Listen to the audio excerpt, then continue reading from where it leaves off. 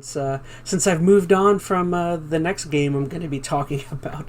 I was playing the game Atomic Heart, and so I guess unfortunately for me, this makes 2 games in a row I've kind of lost interest in. I went in from Hogwarts Legacy right into Atomic Heart, and I'm kind of disappointed. Those were 2 games I was very much looking forward to, and at least with Atomic Heart, it kind of was going in the direction I wanted it to go in, and it very much didn't.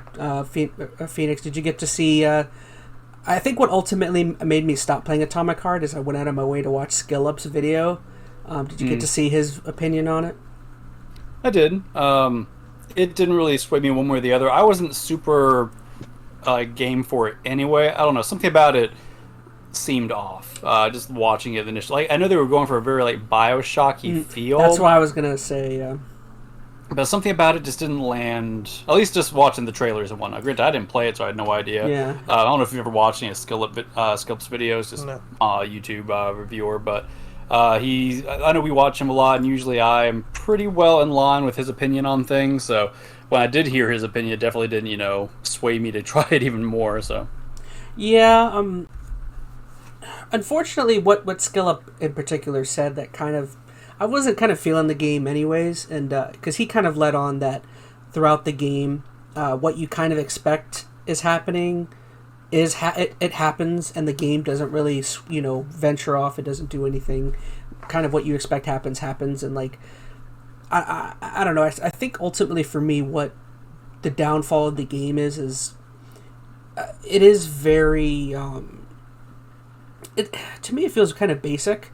And the main character is not I don't know, he's just not a very entertaining protagonist. It feels like kind of he feels like a knockoff Duke Nukem, where he's constantly quipping, constantly kind of just saying things just to fill the air, and he is a very dumb character. He never catches on to things that should be super obvious, that are plot elements, and I don't know. I ultimately found myself not very interested, and the gameplay was fantastic. It's weird because it's the kind of game that I would think would absolutely draw me in. It had awesome customization. Well, not customization. It had awesome upgrading of weapons. It had a bunch of different abilities and powers that you can combine to do stuff.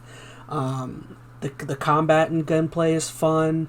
It's got a wide variety of enemies.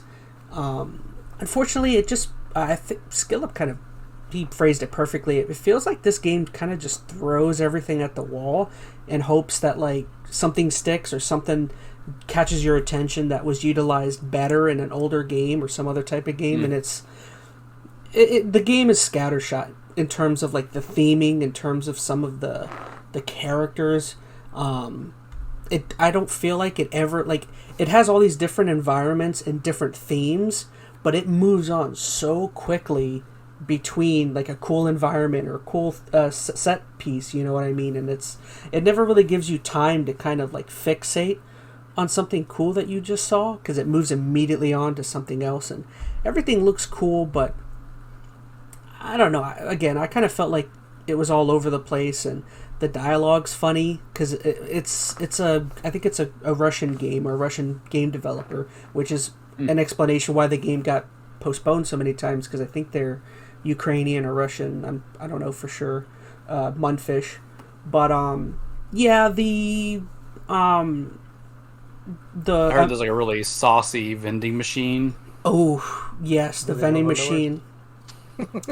The vending machine constantly throws out these super cringy sexual innuendos, and it's something you would think sounds funny, but it never comes across as funny. It's more uncomfortable, and it's I don't know. Again, the game tries Russian humor.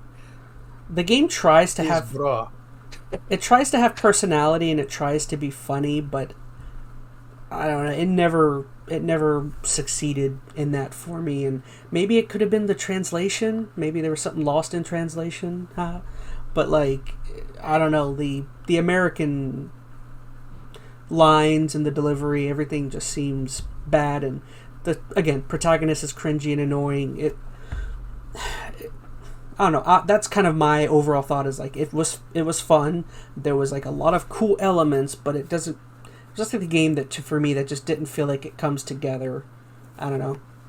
Was there any interest on either of your parts? Did you guys care about this game at all?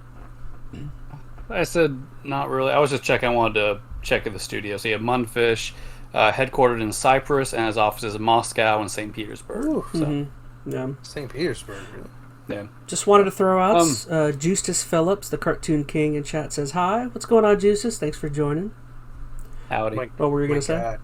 Chaz, you got a viewer. No, that was I don't know. Like when I first saw the trailer for this, I mean, it had that kind of too good to be true feeling to it. There've been a few games that come out of like it was trying so hard to look like something I liked, which just didn't settle well for me. Cause, like, it very much plays on that Bioshock-y. Yeah. It looked like Bioshock, and just everything about it, I'm like, this is not going to be Bioshock. Like, it felt like they were trying to pull the wool over my eyes the whole time. Maybe that was a bad read, I don't know, but it sounds like that was kind of the take on it. And here's the thing about like Bioshock. I mean, although the gameplay was good in Bioshock, the narrative, I think, is what most people always remember about Bioshock. And I think just looking at this, it felt like it was going to be all kind of show, no substance. So even if they did somehow emulate the gameplay of this of Bioshock, I knew they weren't going to nail the writing and the narrative, because that was the whole point of Bioshock. Yeah. Not that Bioshock had poor gameplay, like it was excellent. I think, honestly, like Bioshock 2 was even better from a gameplay standpoint. But, I don't know, as I said, it just felt not manipulative. I mean, because it looks cool. It's just something about it, I don't know. It just didn't ring true to me. But to be fair, I mean, what you're saying, though, is that the gameplay was really solid. The gameplay and gunplay is the highlight of the game. Like, the powers and everything, that's the highlight. So I guess, in a way, I kind of had a bad read on it, because I guess from at least visually what you see, you get what you see.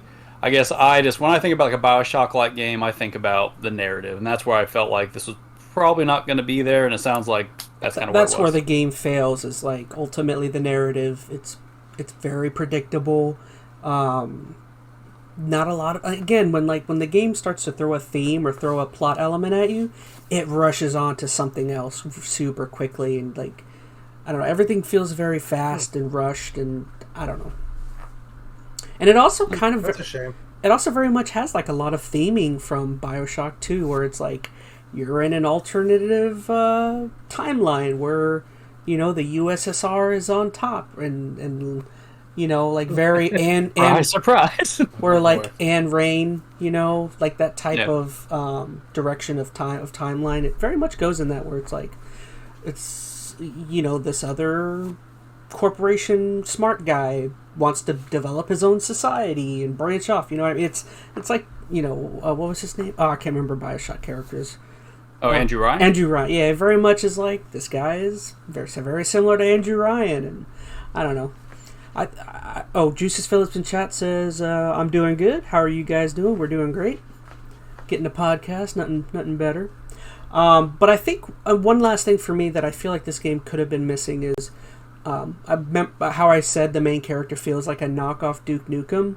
The game feels too... It feels too quippy and too bright. Like, I feel like it could have used some of that, like, dark Bioshock-y environments and themes, and they go very wacky with this one, and I don't know. They should have taken themselves more seriously, is what you're saying. It's tough to be wacky in like a world that is like super scary, that they kind of build up, and it's like watching the trailers, like nothing about that really looks like some, you know, Duke Nukem style game. Like, it looked like it was going to be this dystopian kind of like dark kind of something, and apparently you're saying it's not the case at all, which it seems like a weird kind of tone mismatch. I definitely think the game's worth playing if you have any interest in any of those themes, and I don't know, maybe there's a way it's on Gamepass too. It's on right? Gamepass, so it's not like it's not hard to access, but I don't know. I'd be curious down in comments. I mean, is there anyone who like had the total opposite opinion of me? Because again, I didn't think it was bad. I think that's what's interesting about me kind of giving up on Hogwarts and this game back to back is like, I didn't give up on them because they were bad games, but there was just something narratively, something not there that wasn't kind of pulling me through. And And you're not a real gamer, so. And I'm not a real gamer because I never finished Elden Ring, only because of that game. And you may never get a chance to play it again because I may never be able to force you to based upon these Olympic scores. Oh boy. But anyways, well, fair enough. I mean, does the fact that it was on Game Pass though make makes it any more favorable for you? Like, considering you pay, just your monthly subscription, like, does that make the game better in your eyes, or you're still like, eh? Compared to paying $60 at a store? Yeah. I don't think it makes it better or worse. I just think it makes it easier to kind of... It makes it easier to when you get that feeling of you're not being sucked into the world. It makes it easier to kind of be like, all right, Yeah. I guess what I mean by that is, like, my expectations are gauged very differently when I look at a game that, I can pretty much just play, quote-unquote, for free. I mean, I know you're paying the subscription, but I guess I get more enjoyment out of it, even if the game's technically, quantitatively not as good. Like, although I'm not saying that I'm going to hop out and play this game, like, the fact that I'm not going to have to go pay $50-$60 for it, I'd probably end up being relatively favorable for it. Like, I think that was part of my favor towards Hi-Fi Rush, even though I did just naturally enjoy Hi-Fi Rush. I just liked Hi-Fi Rush. The fact that it was free, pretty much, I think added a lot to it. But either way, that's getting off on topic a little bit. Yeah, again, Atomic Heart is an interesting case where, like, there were elements there. There is something good there, but it just... I don't know. Again, for me, it all just doesn't come together. So should they do a sequel and try to pick out what does work and fine-tune it, or just this IP should just die off? Well, it's hard for me to say because I didn't finish the game. So I don't know exactly how it ends. I mean, so up to this point, do I want more of it? I would love to see this developer make something else. Like, I don't know if I want him to continue on with this, but like, I don't know. Mundfish, the game is like quality. It's quality. Everything operates great. The game looks good. It's just this game just didn't. 1 to 10. What do you give it? This was like a 6 or a 7 for me, like somewhere around there. I mean, I guess if you put a gun to my head, I mean, maybe. Where's the gun? Where's that gun? I want to give it. You give game 10. Goodness. Don't give you guys game dev jobs. Goodness. Gosh, I don't know. I would say a 6. Probably like it's above average. It just like, I don't know. It wasn't for me. So anybody listening, what that really means is this is game of the year. 10. If Chaz doesn't like it, then clearly this is a 10 out of 10. Rush out, sell your firstborn to play it. So. And I will admit, part of me kind of feels bad for having kind of given up on it, especially after listening to Skillup's, opinion. But I don't know. How many hours did you play it? I played it. I did 3 streams. Last one was 4 hours, so I think it was like 7 to 8 hours. And I think I heard it was the game? 15. It's like a 15-hour. Halfway. Okay. And then he could finish it technically. Well, but I mean, that's to be fair. I mean, that's a fair chunk. If you only played for like 2 or 3 hours, but like if you played 5 to 7 hours, you probably got a good feel of the game. I typically feel bad about quitting a game after an hour or 2. Like, I like to give it at least 5, especially if it's a longer game. Like, anything over 5, I normally don't feel bad about quitting. Yeah, I agree with that. Like, there's a lot of games that unless it's Elden Ring, then I don't feel bad. No, I think most games, if they're somewhat lengthy, you should give them a couple of hours because the game can change so much after those first few hours. Like, your understanding of the game changes, and you need that kind of clicking moment to get what the game is trying to get. Now, I'm also in the camp though. If a game takes 10 hours to get good, it's not a good game. Mm-hmm.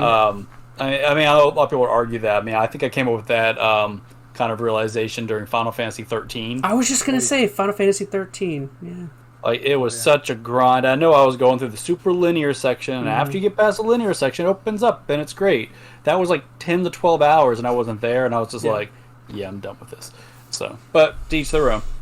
And again, like, part of me feels bad about giving it up due to Skillup's opinion, but like, I don't know, sometimes when someone else's opinion is coinciding with how I'm feeling, it's like, well, yeah, this is kind of how I'm feeling, and you're this person's saying the same thing, I don't know. So what he's also saying is, don't bother listening to Chaz. Go watch Skillup. Go watch Skillup. Wah. All right, let's move on. Because Skillup has a bad channel. No one. There's nothing to be gained from man. Skillup. All right, so Start insulting him. Yerg. I'm gonna send all my fans to hate raid on Skillup. All two of them. All two of them. We love you, fans. All right. We're just kidding. Okay, so Phoenix, this is your moment.